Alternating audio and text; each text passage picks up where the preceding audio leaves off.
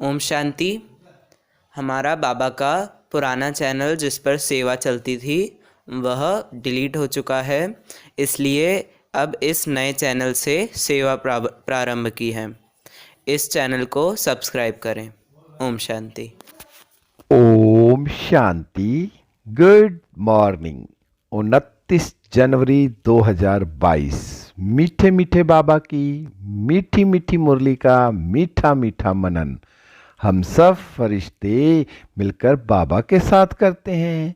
बाबा संदली पर बैठे हैं और हम बच्चों को दृष्टि दे रहे हैं और वरदानों से भरपूर कर रहे हैं। बाबा बोले, बच्चों आज की मुरली से क्या शिक्षाएं ली?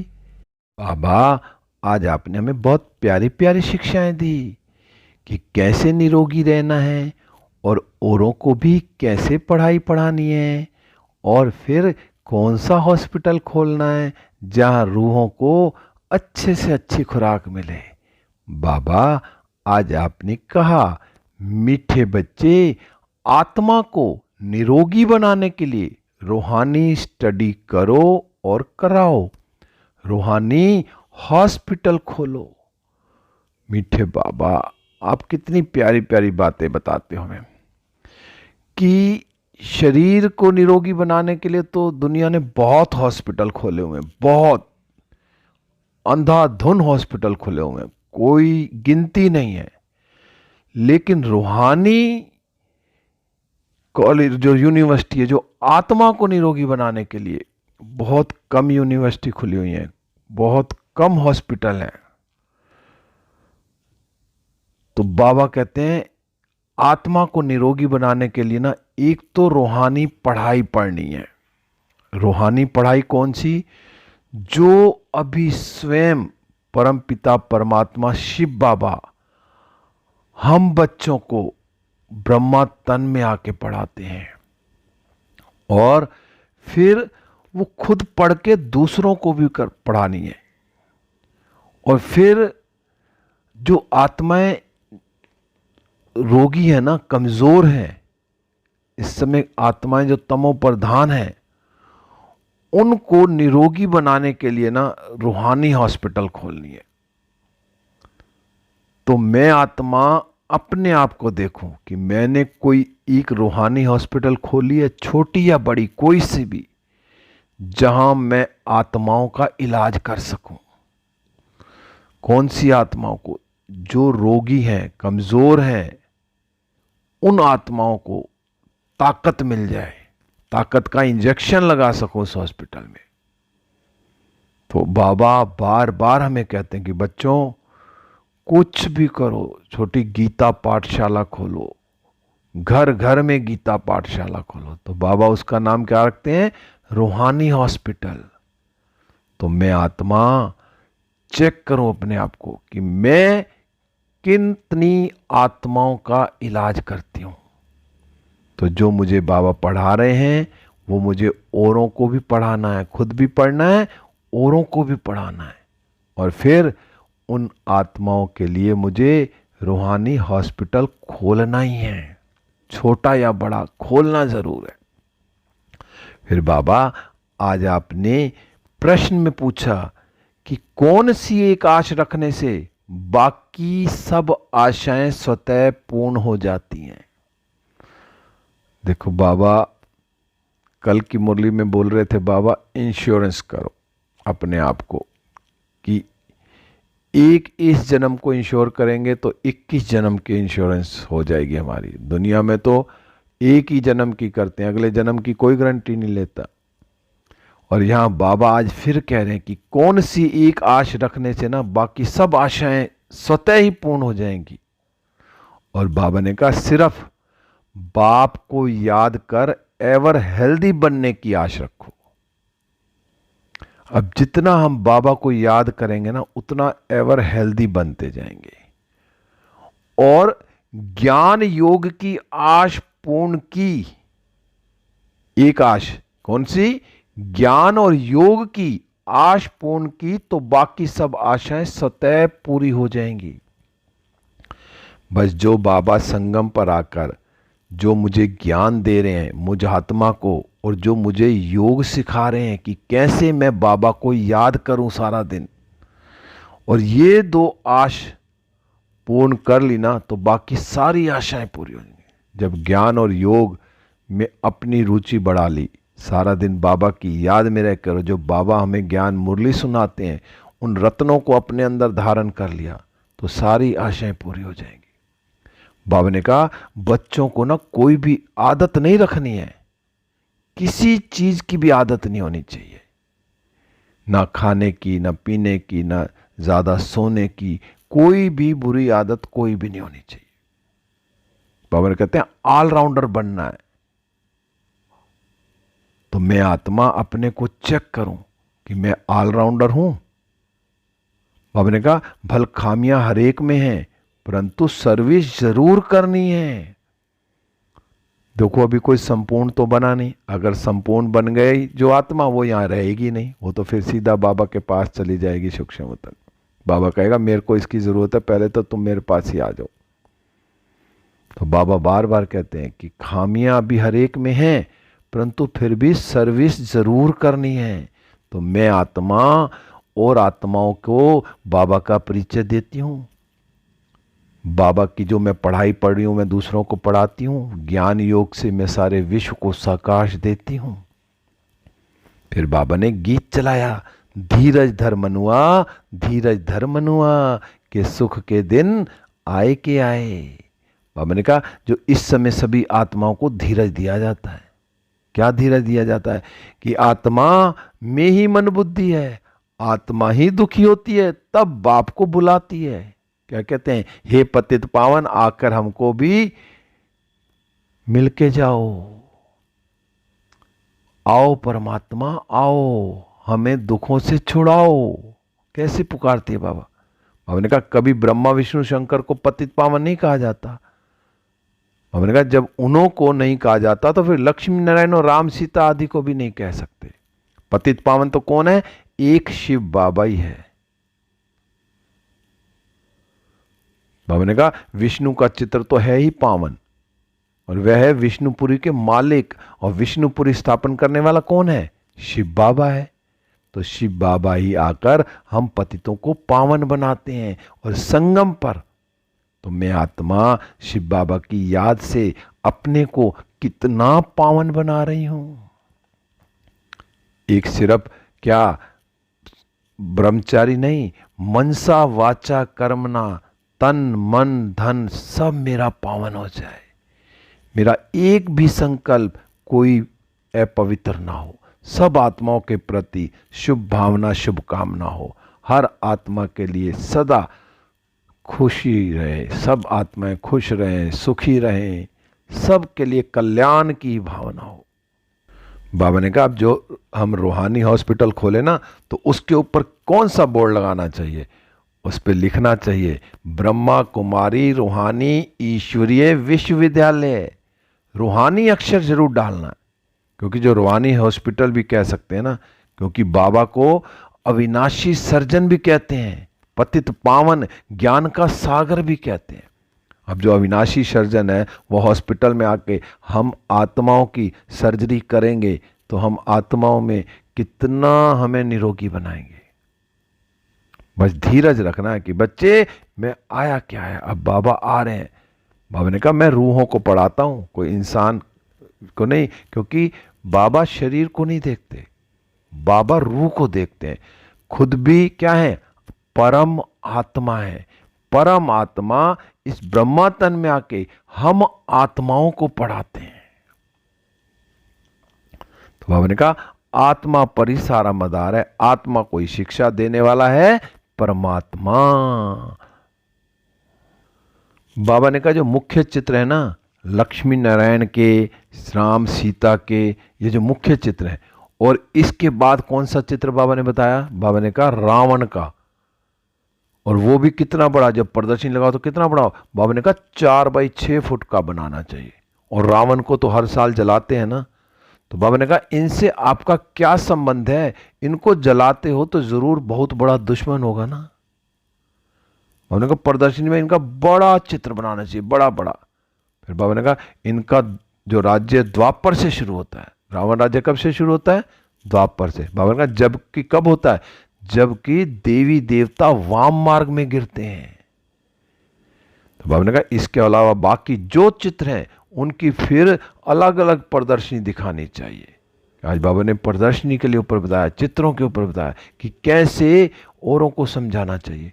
कलयुगी चित्र कौन से बताए? बाबा ने कहा गणेश, हनुमान, कच्छ, मच्छ आदि सबके चित्र डालने चाहिए फिर प्रदर्शनी में। बाबा ने कहा ऐसे बहुत किस्म किस्म के चित्र मिलते हैं।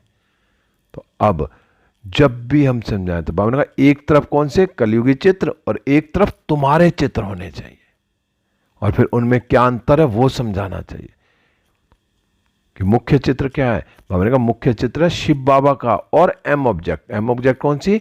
लक्ष्मी नारायण का। लक्ष्मी नारायण का अलग है, संगम का अलग है, कलयुग का अलग है। चित्रों की प्रदर्शनी के लिए बहुत बड़ा कमरा चाहिए। इतने चित्रों की बहुत बड़े कमरे में लगा दो कि शिव बाबा ये है, और फिर सतयुग के लक्ष्मी नारायण ये हैं, और रावण के चित्र अलग है। बाबा ने कहा फिर उन सब चित्रों पे समझाना है। बाबा ने कहा दिल्ली में ना बहुत आएंगे, अच्छे और बुरे तो होते ही है ना। बाबा ने कहा हर आत्मा का पार्ट होता है, लेकिन बड़ी संभाल करनी चाहिए। बाबा ने कहा इसमें चाहिए पहचान। अब किसी बुरे आदमी को पहचानने के लिए भी क्या चाहिए? उसमें उसके लिए भी क्या बुद्धि चाहिए ना उसको पहचानने की। बाबा ने कहा चीफ जस्टिस से भी ओपनिंग कराते हैं, वह भी नामी ग्रामी नंबर 1 है। प्रेसिडेंट से भी कराते हैं। बाबा ने कहा प्रेसिडेंट और चीफ जस्टिस क्या है? इक्वल है, क्योंकि एक दो को कसम उठवाते हैं ना वो, तो जरूर कुछ समझते हैं तब तो उद्घाटन करेंगे ना। बाबा ने कहा कंट्रैक्शन का ही उद्घाटन होता है, डिस्ट्रैक्शन का कभी उद्घाटन नहीं होता। फिर बाबा कह रहे हैं कि बच्चे तुम्हारे सुख के दिन आ रहे हैं। जी बाबा अब तो सुख के दिन आ रहे हैं। बस फिर बाबा ने बताया कि बोर्ड पर हॉस्पिटल नाम जरूर लिखवाना है। और किसने स्थापना की? अविनाशी सर्जन पतित पावन बाप है ना। पावन दुनिया में तो पावन मनुष्यों को कभी बीमारी आदि होती नहीं है। सतयुग में कोई बीमार नहीं होगा, ना वो कोई डॉक्टर होगा, ना दवाइयां होंगी। कितनी खुशी होती है अभी से ही। फिर आज बाबा ने कहा जो प्रदर्शनी लगती है ना, उसमें जो बच्चे बहुत अच्छे समझाने वाले चाहिए। कहीं ऐसा ना हो कि बाबा का नाम बाला करने के बजाय कोई बुद्धू बच्चा समझाए और वो कहे कि कौन समझाने वाला है। तो जो प्रदर्शनी को समझाने वाला भी, जो बाबा की प्रदर्शनी अच्छे से समझा सके, वो बच्चे खड़े होने चाहिए। कोई ऐसे ना हो कोई बड़ा आदमी आए और उसको जो है ना भट्टू समझावे तो सारी प्रदर्शनी का नाम ही बदनाम हो जाए। तो बाबा ने कहा कोई भी आदमी अच्छा है तो उसको समझाने वाला भी अच्छा चाहिए, और वो कच्चा अच्छा आदमी होगा जो देह अभिमान में आएगा ना, वो अच्छी तरह नहीं समझा सकता। जो देही अभिमानी होगा ना, वो बच्चा बहुत होशियार होगा और वो अच्छे से समझा सकेगा। बाबा ने फिर कहा कि स्वर्ग का नाम तो सब गाते हैं, परंतु स्वर्ग में भी नंबरवार मर्तबे हैं और नरक में भी नंबरवार दर्जे हैं। हमने कहा जो विजय माला में पिरोने वाले जो है ना राज राजेश्वरी बनते हैं। हमने कहा हम पूछते भी हैं ज्ञान ज्ञानेश्वरी जगत अम्बा से तुम्हारा क्या संबंध है? ज्ञान ज्ञानेश्वरी को ईश्वर ज्ञान देते हैं तो राज राजेश्वरी बनते हैं। जब मम्मा बाबा को भी किसने ज्ञान दिया? ईश्वर ने ज्ञान दिया। जो ज्ञान ज्ञानेश्वरी बने और फिर वो क्या बने? राज राजेश्वरी बने सतयुग। हमने कहा जगत अम्बा को भी ना बहुत बच्चे हैं और प्रजापिता ब्रह्मा को भी बहुत बच्चे हैं। कितनी सूक्ष्म बातें हैं कि शिव बाबा ब्रह्मा तन में आकर कितने बच्चों को अडॉप्ट करते हैं। तो ब्रह्मा के भी बच्चे और मम्मा के भी बच्चे। मैंने ये भी कहा कि जो मनुष्य समझ नहीं सकते हैं कि प्रजापिता ब्रह्मा और जगत अम्बा यह कौन है। प्रजापिता ब्रह्मा के मुख वंशावली होंगे ना, बाबा ने कहा जो सेंसिबल होंगे ना, वह झट पूछेंगे जरूर कि हमको यह बात समझ में नहीं आती है कि प्रजापिता ब्रह्मा और जगत अम्बा का आपस में क्या कनेक्शन है। जो समझदार होते हैं ना, कई मनुष्य बहुत, कईयों की बुद्धि चलती है तो वो आके समझेंगे कि इनका आपस में क्या। एक तरफ तो कहते हैं कि हम इनके बच्चे हैं, तो इनका आपस में क्या संबंध है।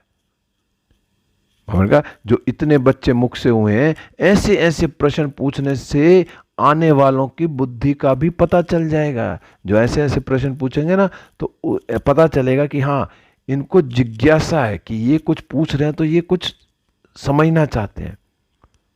फिर बाबा सब राज समझाते हैं, सारे राज बाबा फिर समझाते हैं। बाबा आज आपने कहा कांटों को फूल बनाना है। बाप भी कांटे जैसे मनुष्यों को फूल बनाते हैं, देवता बनाते हैं। कैसे? ज्ञान और योग भी चाहिए उनमें। हमने कहा बच्चे जो है ना वृद्धि को पाते रहेंगे, फिर कोई विरोध नहीं करेगा, सीधे हो जाएंगे सब। पहले तो कितना विरोध होता था, जैसे जैसे बच्चे बढ़ते गए, ब्रह्मा कुमारी के बारे में जानते गए, तो विरोध कम होने लगा। बाबा ने यहाँ कोई डीटी तो है ही नहीं, हर बात में ध्यान देना पड़ता है। बाबा ने कहा ऑलराउंडर बुद्धि चाहिए। बाबा कहते हैं कोई भी हो ऑलराउंडर बुद्धि चाहिए उसमें। सर्विस ठीक रीति से कोई करते हैं व नहीं करते हैं, कोई आराम पसंद तो नहीं है, सारा दिन यह चाहिए तो नहीं रहता। बाबा ने कहा जो चाहिए चाहिए करते रहते ना, तो इसका मतलब उनको लोभ है। अभी कपड़ा अच्छा चाहिए, भोजन अच्छा चाहिए। बाबा ने कहा आशाएं बहुत रहती हैं उनके पास, पर बाबा ने कहा वास्तव में यज्ञ से जो मिले ना, जी हाँ, अब मैं आत्मा अपने को चेक करूं, अभी भी मैं चाहिए में रहती हूं या जो मिले। बाबा ने अभी कुछ दिन पहले बताया कि एक बुक आई है ब्रह्मा भोजन के ऊपर, तो मम्मा बाबा बड़ी बड़ी दादियों के बारे में उसमें लिखा हुआ है कि मम्मा तो एक बार जो थाली में ले लिया चुपचाप उसको खा लिया, ना कुछ बोला, नमक ज़्यादा है कम है कुछ है। और बहनें जैसे खाती थी, कहती थी आज सब्जी में नमक कम है, मम्मा तो कुछ बोली नहीं। और मम्मा एक ही बार थाली में लेती थी, बार बार नहीं लेती थी। तो ऐसे ही तो मैं आत्मा अपने को चेक करूं कि मैं भी अब चाहिए में या लोभ में तो नहीं हूं, या मुझे कपड़ा चाहिए, भोजन चाहिए, अच्छा चाहिए, ये स्वाद नहीं है, इस चीज़ों में तो नहीं है। जितना सात्विक भोजन खाएंगे उतना योग भी अच्छा लगेगा। एक दीदी तो बहुत, जयपुर वाली दीदी हैं, वो बहुत खाने के ऊपर करती हैं कि जितना हो सके उबला हुआ खाना खाओ, कम नमक खाओ। कह रहे हैं 1 महीना करके देखो तो आपका शरीर भी ठीक हो जाएगा और योग भी बहुत अच्छे से लगेगा। बाबा ने कहा शिव बाबा के यज्ञ से ना सब कुछ ठीक मिलता है, फिर भी कुछ आश रहती है। बाबा ने कहा पहले ज्ञान योग की आश तो पूर्ण करो, 2 ही आश पूर्ण कर लो तो बाकी सारी आशें पूरी हो जाएंगी। अगर ज्ञान और योग की आश खुद को पूरी करनी है कि मैं कितना पुरुषार्थ कर रही हूँ ज्ञान और योग में, अगर मैंने ये ज्ञान और योग की आश मैंने पूरी करनी है तो बाकी सारी आशाएं पूरी हो जाएंगी, जन्म जन्मांतर के हेल्दी बन जाएंगे। बाबा ने कहा यह भी जरूर लिख दो। फिर बाबा ने आज सेवा के लिए बार बार बाबा ने कहा जो रूहानी हॉस्पिटल जरूर लिखना है, ये रूहानी हॉस्पिटल है, जिससे मनुष्य समझे कि यहाँ हॉस्पिटल व कॉलेज भी है। बाबा ने मकान भी हॉस्पिटल और कॉलेज के ढंग से बनवाया है। बाबा ने कहा कॉलेजों में कोई श्रृंगार नहीं होता है, सिंपल होता है। फिर आज बाबा ने वरदान में कहा शक्तिशाली याद द्वारा परिवर्तन, शक्तिशाली याद द्वारा परिवर्तन, खुशी और हल्केपन की अनुभूति करने वाले समृद्धि सो समर्थ स्वरूप भव। अब कैसे समृद्धि सो समर्थ स्वरूप बन, भव का वरदान मिल गया। अब कैसे बनेंगे? बाबा ने कहा जो शक्तिशाली याद है ना, जिस आत्मा की शक्तिशाली याद होगी वो एक समय पर ना डबल अनुभव कराती है। बाबा ने कहा एक तरफ तो याद अग्नि बन भस्म करने का काम करती है और परिवर्तन करने का भी काम करती है, क्योंकि जितनी याद होगी, जितना बाबा के साथ योग होगा, तो वो जितने पावरफुल योग करेंगे ना, तो वो क्या है हमारे पुराने 63 जन्मों के भी जो विकर्म है ना उनको भस्म करेंगी और परिवर्तन भी करता है, अपने आप को परिवर्तन भी करते हैं जब योग से। और बाबा ने कहा दूसरी तरफ ना खुशी और हल्कापन भी रहता है। जो आत्मा ज्ञान और योग में, जिसका शक्तिशाली योग चलेगा, याद रहेगी, तो ये चीजें ऑटोमेटिक होते जाएंगी। बाबा ने कहा ऐसे विधि पूर्वक शक्तिशाली याद को ही यथार्थ याद कहा जाता है। मैं आत्मा चेक करूं, अगर मेरी शक्तिशाली याद है ना, तो मेरे विक्रम भी भस्म हो रहे हैं और मैं सदा खुशी में रहूंगा और हल्केपन में रहूंगा।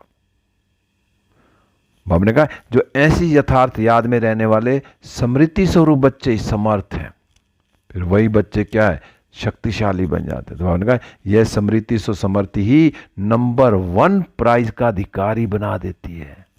तो मैं आत्मा आप अपने आप को चेक करूं कि मैं सदा खुश रहती हूं, हल्कापन अनुभव होता है हैं और मेरे सारे विक्रम भस्म हो रहे हैं, तो इसका मतलब मेरी शक्तिशाली याद है।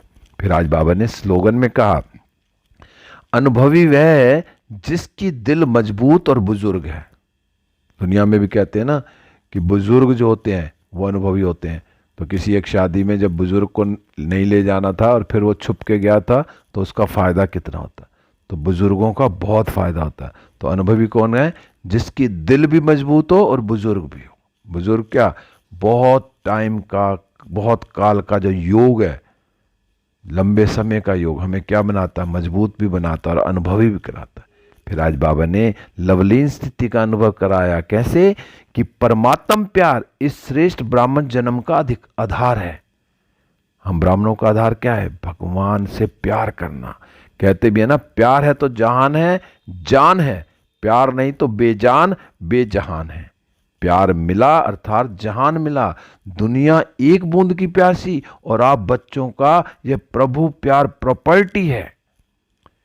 इसी प्रभु प्यार से पलते हो अर्थात ब्राह्मण जीवन में आगे बढ़ते हो, तो सदा प्यार के सागर में लवलीन रहो। आगे बढ़ते जाएंगे जब हम सदा बाबा के प्यार में लवलीन होंगे। तो हमें सदा बाबा के प्यार में लवलीन रह के रहना है। सदा लव में खोए रहें, बाबा के प्यार में खोए रहें। ओम शांति। अब हम सब फरिश्ते उड़ चले विश्व ग्लोब पर।